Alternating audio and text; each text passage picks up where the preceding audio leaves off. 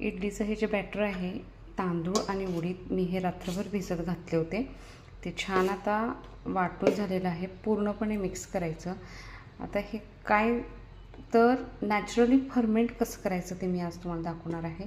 No Eno, no सोडा, no baking powder. तर आता हे एकजीव करायचं. बॅटर फर्मेंट करण्यासाठी मी हे वर टेरेसवर घेऊन आले. आता दिवसभर छान ऊन ह्याला लागतं आणि एकदम नॅचरली हे फर्मेंट होतं.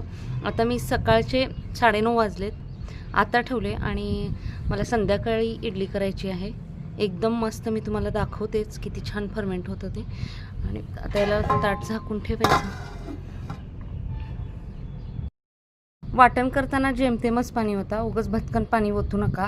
काय होईल ते पीठ पातळ होतं आणि फर्मेंट अजिबात व्यवस्थित होत नाही, इडल्या पण सेट होत नाहीत. तर मी ताट झाकून ठेवते आणि पक्षी